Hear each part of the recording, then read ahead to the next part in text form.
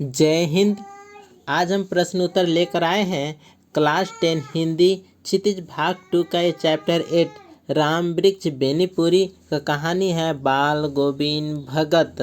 तो बाल गोविंद भगत का ये प्रश्न उत्तर है। देखिए, पहला प्रश्न है, खेती बाड़ी से जुड़े गृहस्थ बाल गोविंद भगत अपनी किन चारित्रिक विशेषताओं के कारण साधु कहलाते थे?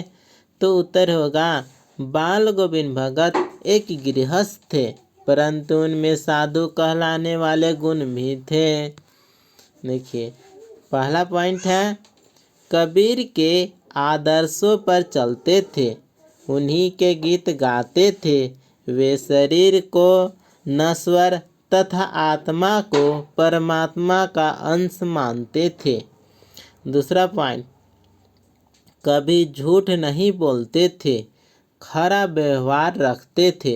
तीसरा पॉइंट, किसी से भी सीधी बात करने में संकोच नहीं करते थे, न किसी से झगड़ा करते थे।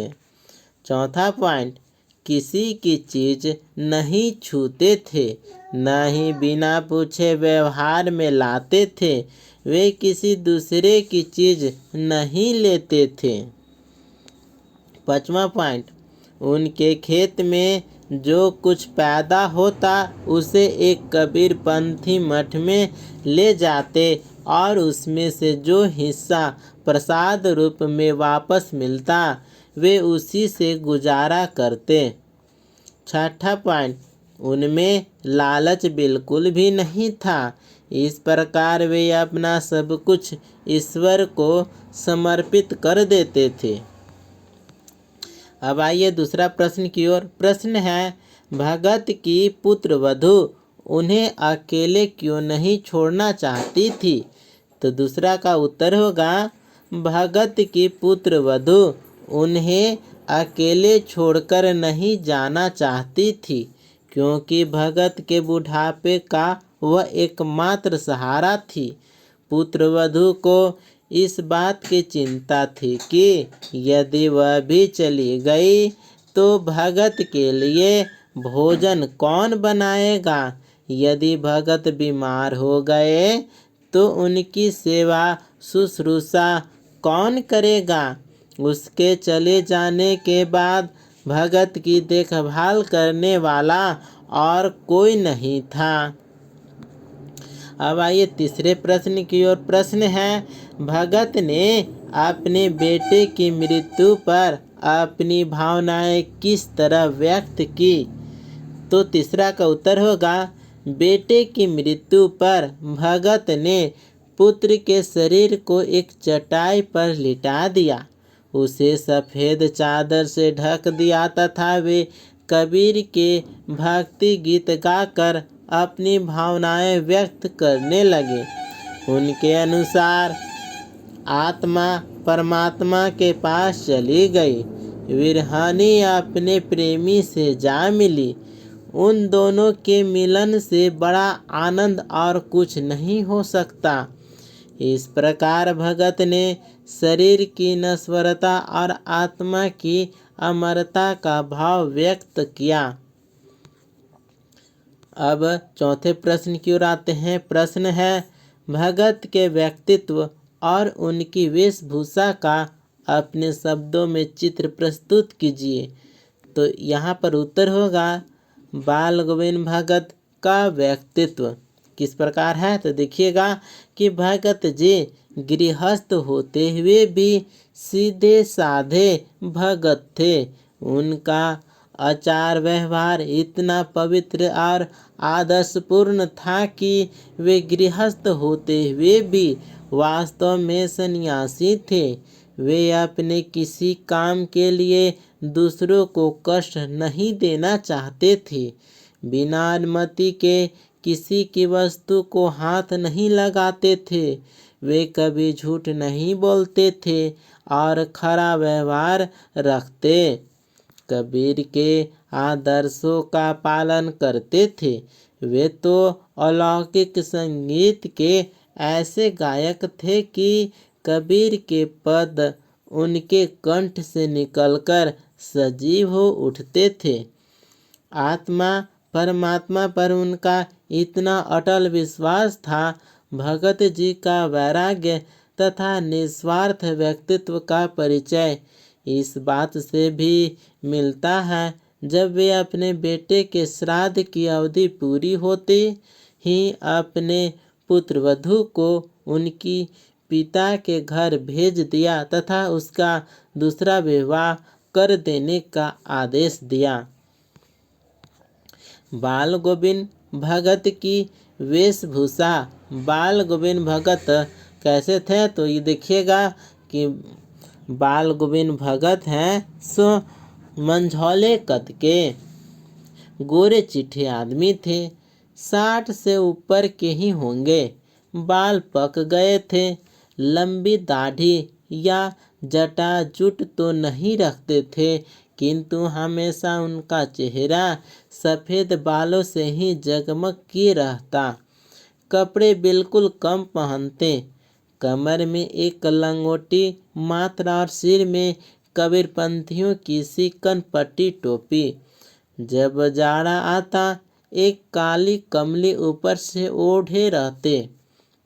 मस्तक पर हमेशा चमकता हुआ रामानंदी चंदन, जो नाक के एक छोर से ही औरतों के टीके की तरह शुरू होता। गले में तुलसी की जड़ों की एक बेडौल माला बांधे रहते। इसके बाद 5वां प्रश्न है, बाल गोविंद भगत की दिनचर्या लोगों के अचरज का कारण क्यों थी? तो यहाँ पर उत्तर होगा, बाल गोविंद भगत की दिनचर्या लोगों के अचरज का कारण इसलिए बन गई थी क्योंकि वे जीवन के सिद्धांतों और आदर्शों का अत्यंत गहराई से पालन करते हुए उन्हें अपने आचरण में उतारते थे। वृद्ध होते हुए भी उनकी स्फूर्ति में कोई कमी नहीं थी। सर्दी के मौसम में भी, भरे बादलों वाले भादों की आधी रात में भी वे भोर में सबसे पहले उठकर गांव से 2 मील दूर स्थित गंगा स्नान करने जाते थे। खेतों में अकेले ही खेती करते तथा गीत गाते रहते। विपरीत परिस्थिति होने के बाद भी उनकी दिनचर्या में कोई परिवर्तन नहीं आता था। एक वृद्ध में अपने कार्य के प्रति इतनी सजगता को देखकर लोग दंग रह जाते थे। इसके बाद 6ठे प्रश्न की ओर आइए। प्रश्न है, पाठ के आधार पर बाल गोविंद भगत के मधुर गायन की विशेषताएं लिखिए। तो यहाँ पर उत्तर होगा, बाल गोविंद भगत के गीतों में एक विशेष प्रकार का आकर्षण था। कबीर के पद उनके कंठ से निकलकर सजीव हो उठते थे। खेतों में जब वे गाना गाते तो स्त्रियों के होठ बिना गुनगुनाए नहीं रह पाते थे। गर्मियों की शाम में उनके गीत वातावरण में शीतलता भर देते थे। उनके गीतों में जादुई प्रभाव था। संध्या समय जब वे अपनी मंडली समेत गाने बैठते तो उनके द्वारा गाए पदों को उनकी मंडली दोहराया करती थी। भगत के स्वर के आरोह के साथ श्रोताओं का मन भी ऊपर उठता चला जाता और लोग अपने तन मन की शुद्ध बुद्ध खोकर संगीत की स्वर लहरी में ही तल्लीन हो जाते। अब आइए 7वें प्रश्न की ओर। प्रश्न है, कुछ मार्मिक प्रसंगों के आधार पर यह दिखाई देता है कि बाल गोविंद भगत प्रचलित सामाजिक मान्यताओं को नहीं मानते थे। पाठ के आधार पर उन प्रसंगों का उल्लेख कीजिए। तो यहाँ पर उत्तर होगा, बाल गोविंद भगत प्रचलित सामाजिक मान्यताओं को नहीं मानते थे। ये बातें निम्न उदाहरण द्वारा चलती है। इसमें पहला पॉइंट है, बाल गोविंद भगत के पुत्र की मृत्यु हो गई तो उन्होंने सामाजिक परंपराओं के अनुरूप अपने पुत्र का क्रियाकर्म नहीं किया। उन्होंने कोई तूल न करते हुए बिना कर्मकांड के श्राद्ध संस्कार कर दिया। दूसरा पॉइंट, बेटे की मृत्यु के समय सामान्य लोगों की तरह शोक करने की बजाय भगत ने उसकी साया के समक्ष गीत गाकर अपने भाव प्रकट किए।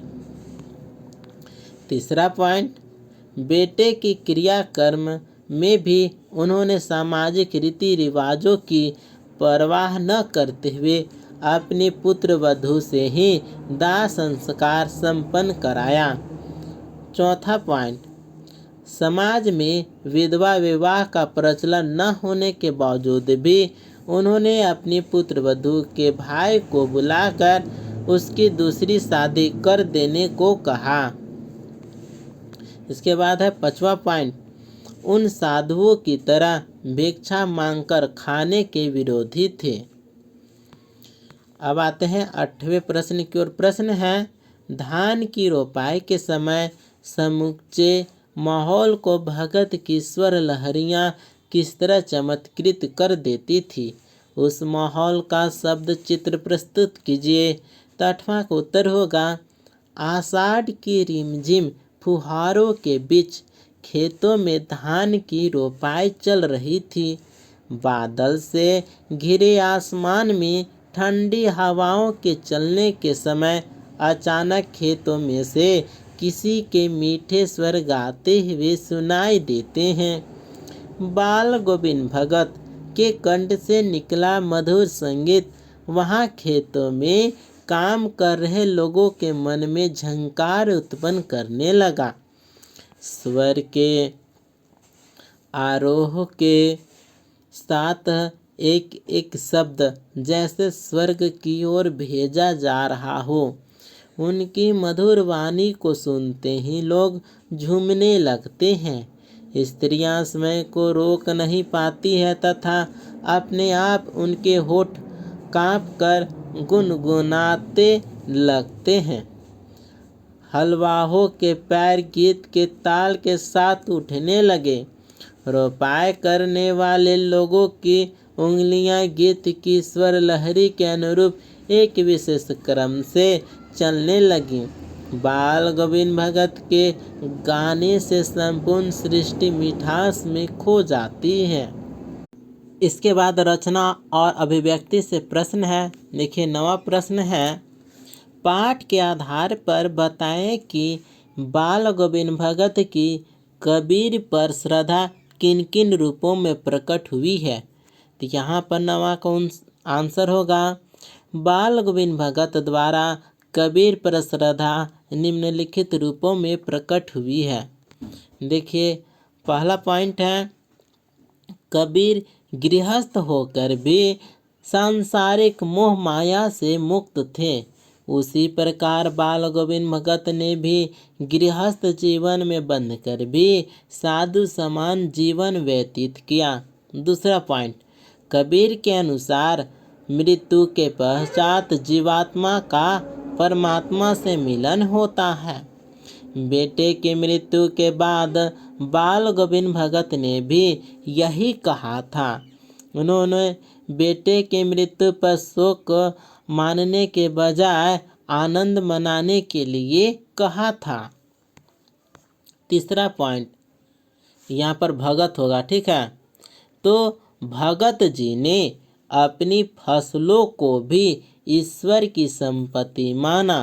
वे फसलों को कबीर मठ में अर्पित करके प्रसाद रूप में पाई फसलों का ही उपभोग करते थे। कबीर के विचार भी कुछ इस प्रकार के ही थे। जैसे कबीरदास ने कहे हैं कि साईं इतना दीजिए जामे कुटुंब समाय, मैं भी भूखा ना रहूं साधु न भूखा जाए। तो इसी के विचार पर भगत जी भी चलते थे। चौथा पॉइंट, पहनावे में भी वे कबीर का ही अनुसरण करते थे। अब आते हैं 5वां पॉइंट की ओर। कबीर गांव-गांव गली गली घूमकर गाना गाते थे, भजन गाते थे। बाल गोविंद भगत भी इससे प्रभावित हुए। कबीर के पदों को वे गाते फिरते थे। छठा पॉइंट है कि बाल गोविंद भगत प्रचलित सामाजिक मान्यताओं को कबीर की तरह ही मानते थे। अब हम 10वां प्रश्न की ओर आते हैं। प्रश्न है, आपकी दृष्टि में भगत की कबीर पर अगाध श्रद्धा के क्या कारण रहे होंगे? तो 10वां का आंसर है, बाल गोविंद भगत कबीर पर अगाध श्रद्धा रखते थे क्योंकि कबीर ने सामाजिक कुप्रथाओं का विरोध कर समाज को एक नई दृष्टि प्रदान की। उन्होंने मूर्ति पूजा का खंडन किया तथा समाज में व्याप्त ऊंच नीच के भेदभाव का विरोध कर समाज को एक नई दिशा की ओर अग्रसर किया। उन्हें कबीर की साफ आवाज़ और कबीर का आडंबरों से रहित सादा जीवन में सच्चाई नजर आई होगी। यही सच्चाई उनके हृदय में बैठ गई होगी। कबीर की इन्हीं विशेषताओं ने बाल गोविंद भगत के मन को प्रभावित किया होगा। दोनों के विचार भी एक दूसरे से मिलते थे। 11वां प्रश्न है, गांव का सामाजिक सांस्कृतिक परिवेश आषाढ़ चलते ही उल्लास से क्यों भर जाता है? तो 11वां प्रश्न का आंसर है, भारत कृषि प्रधान देश है। यहाँ के गांव कृषि पर आधारित हैं। वर्षा भी आषाढ़ मास में ही शुरू होती है। आषाढ़ की रिमझिम बारिश में भगत जी अपने मधुर गीतों को गुनगुना कर खेती करते हैं। ठीक है, यहाँ पर तो है खेती करते हैं। ठीक है, यहाँ पर खेती लिखा हुआ है, खेती करते हैं। उनके इन गीतों के प्रभाव से संपूर्ण सृष्टि रम जाती है। स्त्रियां भी इससे प्रभावित होकर गाने लगती हैं। बच्चे भी वर्षा का आनंद लेने लगते हैं। ठीक है, आनंद लेते। किसान भी अच्छी फसल की आशा से हर्ष से भर उठते हैं। इसलिए गांव का परिवेश उल्लास से भर जाता है। इसके बाद 12वां प्रश्न है, ऊपर की तस्वीर से यह नहीं माना जाता कि बाल गोविंद भगत साधु थे। क्या साधु की पहचान पहनावे के आधार पर की जानी चाहिए? आप किन आधारों पर यह सुनिश्चित करेंगे कि अमुक व्यक्ति साधु है? यहाँ पर उत्तर होगा, मेरे अनुसार एक साधु की पहचान उसके पहनावे के साथ साथ उसके आचार व्यवहार तथा इसकी जीवन प्रणाली पर भी आधारित होती है। सच्चा साधु हमेशा मोह माया आडंबर युक्त जीवन लालच आदि दुर्गुणों से दूर रहता है। साधु को हमेशा दूसरों की सहायता करता है। साधु का जीवन सादगीपूर्ण तथा सात्विक होता है। उसके मन में केवल ईश्वर के प्रति सच्ची भक्ति होती है। इसके बाद 13वां प्रश्न है, मोह और प्रेम में अंतर होता है। भगत के जीवन की किस घटना के आधार पर इस कथन का सच सिद्ध करेंगे? तो 13वां का आंसर है, मोह और प्रेम में निश्चित अंतर होता है। मोह में मनुष्य केवल अपने स्वार्थ की चिंता करता, प्रेम में वह अपने प्रियजनों का हित देखता है। भगत को अपने पुत्र तथा अपनी पुत्र वधू से अगाध प्रेम था, परंतु उसके इस प्रेम ने प्रेम की सीमा को पार कर कभी मोह का रूप धारण नहीं किया। दूसरी तरफ वह चाहते तो मोहवश अपनी पुत्र वधू को अपने पास रोक सकते थे, परंतु उन्होंने अपनी पुत्र वधू को जबरदस्ती उसके भाई के साथ भेजकर उसके दूसरे विवाह का निर्णय किया। इस घटना द्वारा उनका प्रेम प्रकट होता है। बाल गोविंद भगत ने भी सच्चे प्रेम का परिचय देकर अपने पुत्र और पुत्रवधू की खुशी को ही उचित माना। इसके बाद भाषा अध्ययन से प्रश्नोत्तर होगा। देखिए 14वां प्रश्न है, इस पाठ में आए कोई 10 क्रिया विशेषण छांटकर लिखिए और उनके भेद भी बताइए। तो यहाँ पर 14वां प्रश्न का उत्तर होगा, पहला है देखिए क्रिया विशेषण छांटना है ना, तो देखिए धीरे धीरे क्रिया विशेषण है, इससे वाक्य होगा कि धीरे धीरे स्वर ऊंचा होने लगा, यह स्वरीतिवाचक क्रिया विशेषण है। दूसरा क्रिया विशेषण है देखिए जब जब, वह जब जब सामने आता, यह कालवाचक क्रिया विशेषण है। इसके बाद तीसरा पॉइंट है देखिए थोड़ा थोड़ा बुखार आने लगा, यह परिमाणवाचक क्रिया विशेषण है। थोड़ा है परिमाणवाचक क्रिया विशेषण है। चौथा पॉइंट, उस दिन भी संध्या, यानी उस दिन भी संध्या में गीत गाए, यह कालवाचक क्रिया विशेषण है। पांचवा क्रिया विशेषण है देखिए बिल्कुल कम, जैसे कपड़े, यहाँ पे कपड़े बिल्कुल कम पहनते थे, यह परिमाणवाचक क्रिया विशेषण है। इसके बाद छठा पॉइंट देखिए सवेरे ही, इन दिनों सवेरे ही उठते थे, यह कालवाचक क्रिया विशेषण है। सातवां पॉइंट देखिए हर वर्ष गंगा स्नान करने के लिए जाते, यह कालवाचक क्रिया विशेषण है।